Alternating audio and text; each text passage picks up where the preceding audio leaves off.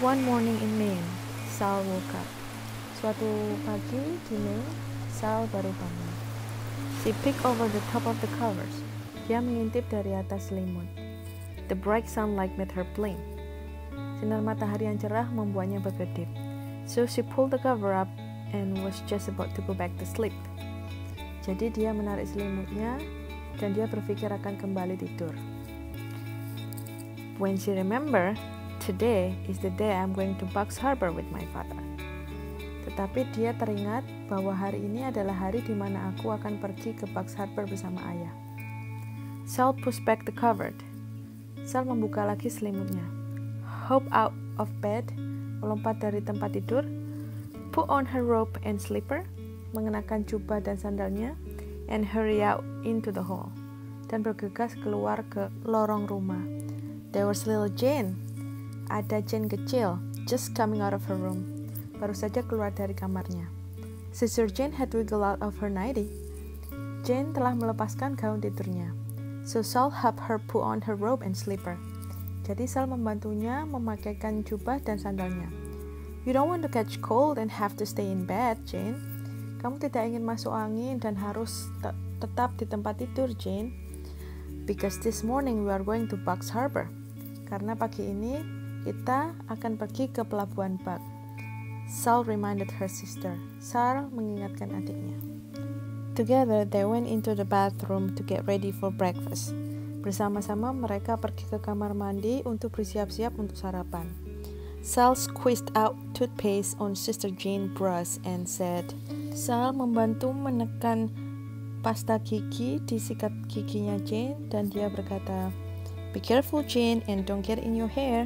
Hati-hati Jane, jangan sampai pasta gigi itu terkena rambutmu. Then she squeezed some toothpaste on brush. Kemudian dia menekan pasta gigi di sikatnya sendiri. When she started to brush her teeth, something felt very strange. Ketika dia mulai menyikat giginya, sesuatu terasa sangat aneh. One of her teeth fell loose. Salah satu giginya terasa longgar. She wiggled it with her tongue. Dia menggoyang-goyangkan dengan lidahnya. Then she wiggled it with her finger. Lalu dia menggoyang-goyangkan giginya dengan jarinya. Oh dear, thought Sal. Aduh, pikir Sal. This can't be true. Ini tidak mungkin benar. Standing on a stool, dia berdiri di bangku. She looked in the mirror and wiggled her tooth again. Dia naik ke bangku melihat di cermin dan mulai menggoyang-goyangkan giginya lagi. Sure enough, it was loose. Memang benar giginya goyang. Mama, she cried. Mama, dia menangis. One of my teeth is loose. Salah satu gigiku akan tanggal. It will hurt and I will have to stay in bed. Ini akan terasa sakit dan aku harus istirahat di tempat tidur. I won't be able to eat my breakfast and go with Daddy to Bucks Harbor. Aku tidak akan bisa makan dan pergi bersama ayah ke pelabuhan Bucks. She came running down the stairs and into the kitchen. Dia berlari menuruni tangga dan ke dapur. Why, Sal? Said her mother. Ada apa, Sal? Kata ibunya. There's nothing to worry about. Kamu tidak perlu mengkhawatirkan itu. That means that today you become a big girl.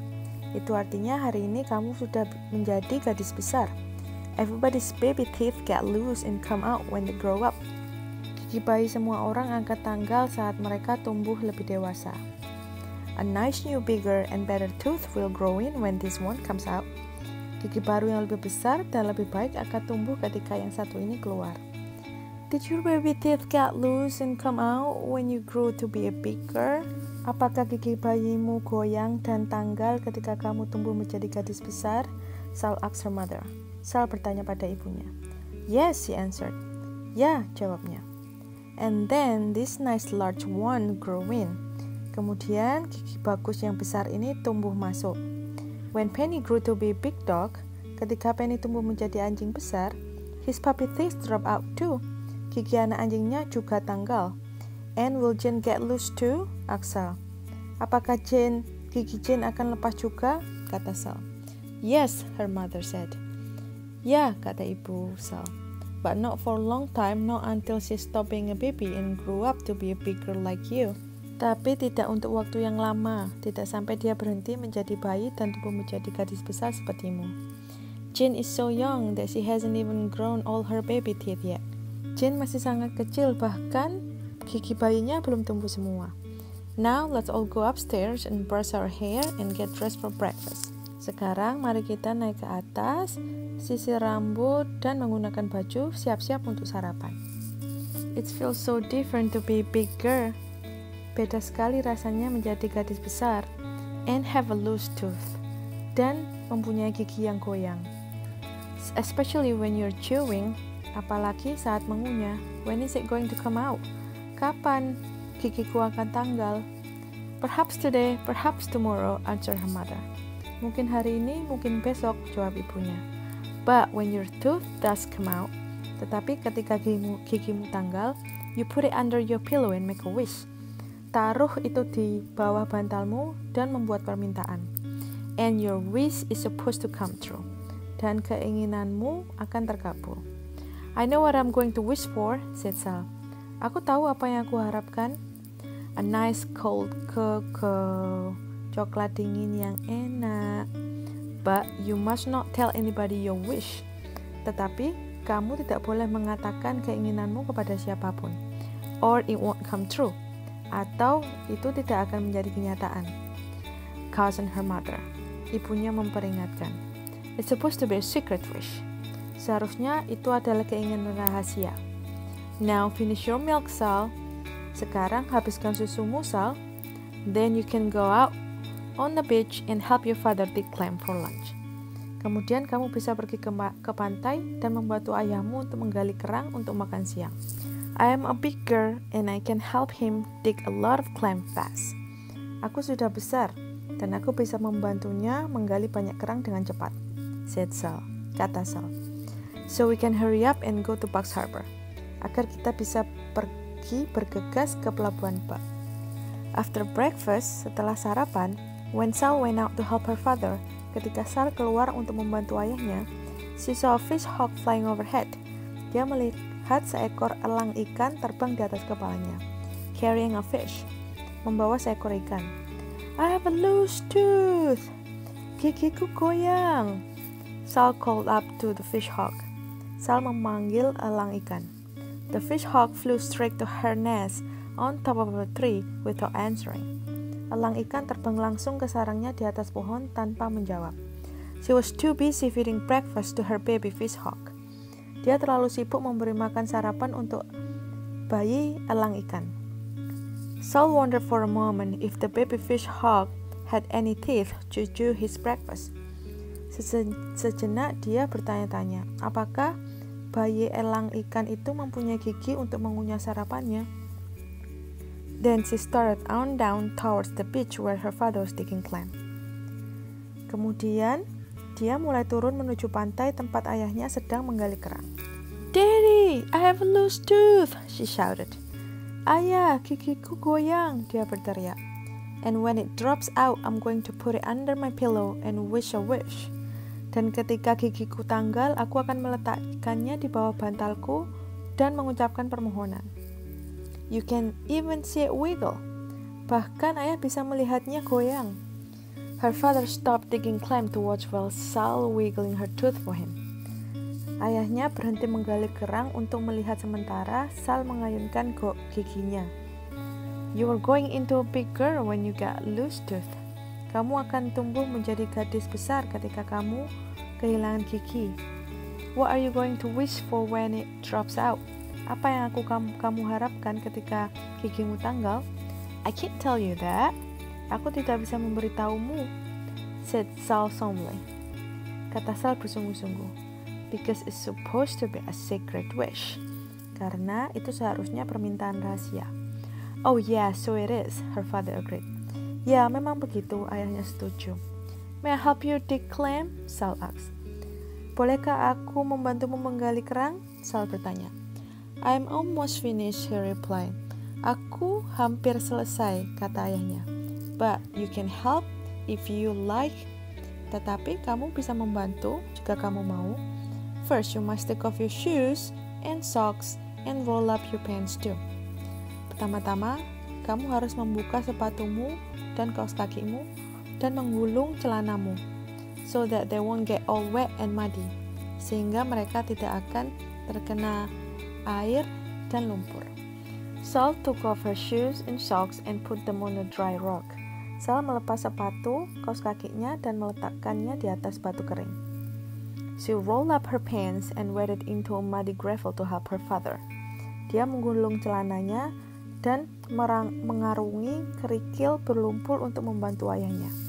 He dug in the mud with his clam rake. Dia menggali lumpur dengan penggaruk kerangnya.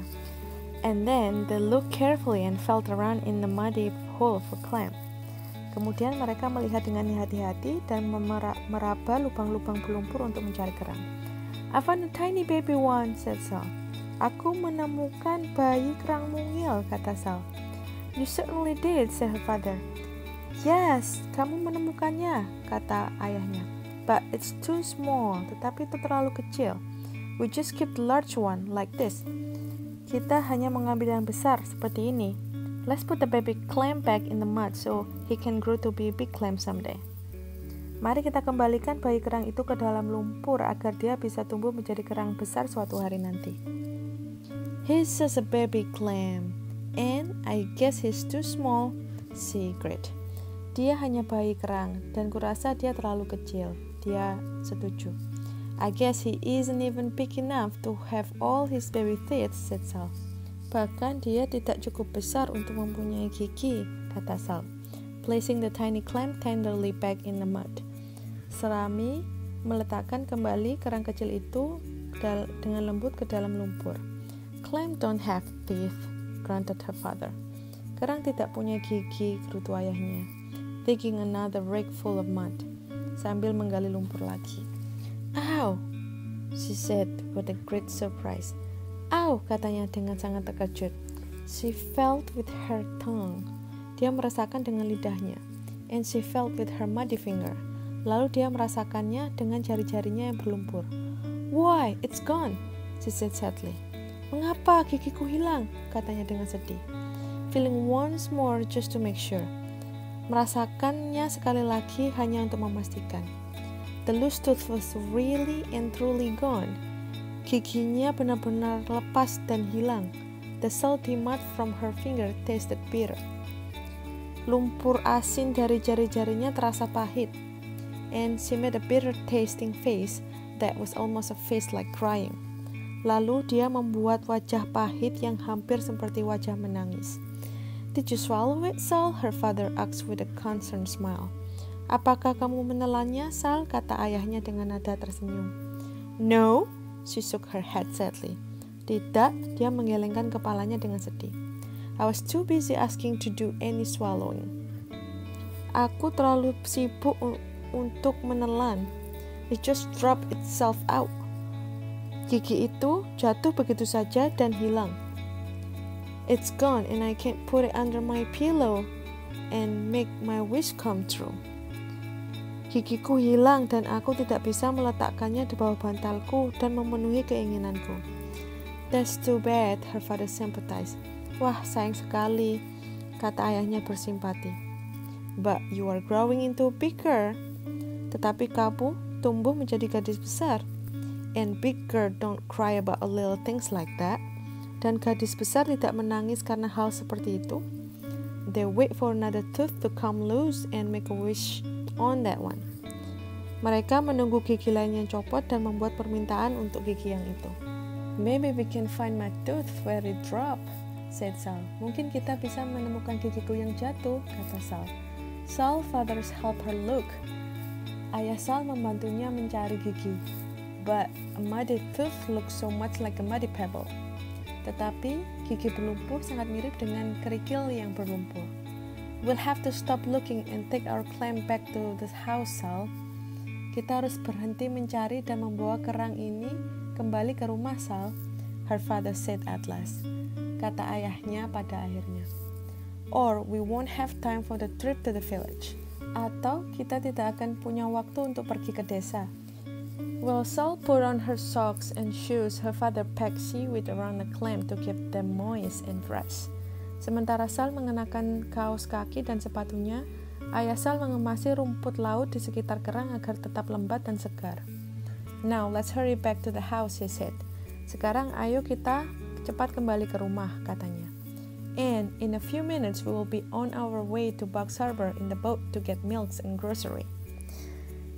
Dan dalam beberapa menit kita akan berangkat ke pelabuhan Bugs dengan perahu untuk mengambil susu dan belanjaan. "Okay," Sal answered, scrambling to her feet. "Okay," jawab Sal, bergegas berdiri. When they reached home, ketika mereka sampai di rumah, Sal's mother and sister Jane were waiting with a box of empty milk bottle to return to the store and a list of things to buy. Ibu dan saudara perempuan Sal, Jane, sedang menunggu dengan sekotak botol susu kosong untuk kembali ke toko dan daftar barang yang akan dibeli. "I will have a nice clam chowder ready for your lunch when you get back." Ibu akan menyiapkan sup kerang yang enak untuk makan siangmu saat kamu kembali, said Sal's mother waving goodbye. Kata ibunya sambil melambaikan tangan. "I'll take good care of Jane." Aku akan menjaga Jane dengan baik, Sal promised. Janji Sal. "I'm a big girl and I can watch so she doesn't tumble into the water." Aku seorang gadis yang besar dan aku bisa menjaga Jane agar dia tidak jatuh ke air. Sal and Jane and their father went down to the shore and get aboard their boat. Sal dan Jane serta ayahnya, mereka turun ke pantai dan naik ke perahu mereka. Sal and Jane put on their life preservers while their father prepared to start the outboard motor. Sal dan Jane mengenakan pelampung sementara ayah mereka bersiap menyalakan motor. He pulled on the rope to start it. Dia menarik dan menarik talinya untuk menyalakan. But the outboard motor just coughed and sputtered and wouldn't start. Tetapi motor itu hanya tergagap-gagap dan tidak mau hidup. So he had to row the boat all the way across the bay to Bugs Harbor when the store was. Jadi, ayahnya harus mendayung perahu melintasi teluk ke pelabuhan Bugs tempat toko itu berada. The harbor was full of boats. Pelabuhan itu penuh dengan perahu. And Sal's father rowed their boats among them. Dan ayah Sal mendayung perahu mereka di antaranya, up to a landing and tied it so it wouldn't drift away while they were at the store. Dan mengikatnya agar perahunya tidak hanyut saat mereka berada di toko. They all climbed ashore and Sal's father brought along the milk bottle. Mereka semua naik ke darat dan ayah Sal membawa serta botol-botol susu. He brought the outboard motor too, so Mr. Condon, who ran the garage, could fix it. Dia membawa motor perahunya juga, jadi Pak Condon yang mengurus bengkel bisa memperbaikinya. As they come up the path to the village, Mr. Condon was outside his garage. Saat mereka melewati jalan setapak menuju desa, Pak Condon berada di luar garasinya, putting gas into a car, mengisi bensin ke dalam mobil. "I have a tooth out," Sal grated. "Aku mempunyai gigi yang tanggal," Sal menyapa. "And our outboard motor won't run." Dan motor perahu kita tidak mau menyala. "My, such a trouble," Mr. Condon commented. "Wah, banyak masalah," kata Pak Condon berkomentar. And after he had admired the empty place where Sal's tooth was missing, setelah dia mengagumi tempat kosong di mana gigi Sal yang hilang, they took the outboard motor into the garage to find why it wouldn't run. Mereka membawa motor perahu ke garasi untuk mencari tahu mengapa motor itu tidak mau menyala. And then they all go to the store. Lalu mereka semua pergi ke toko. She showed the empty place where her tooth had been. Dia menunjukkan tempat kosong di mana giginya yang dulu berada. "Don't put your tongue in the empty place," Mr. Condon advised. "Jangan taruh lidahmu di tempat yang kosong," kata Mr. Condon menasihati. "And a nice shiny gold one like mine will grow in."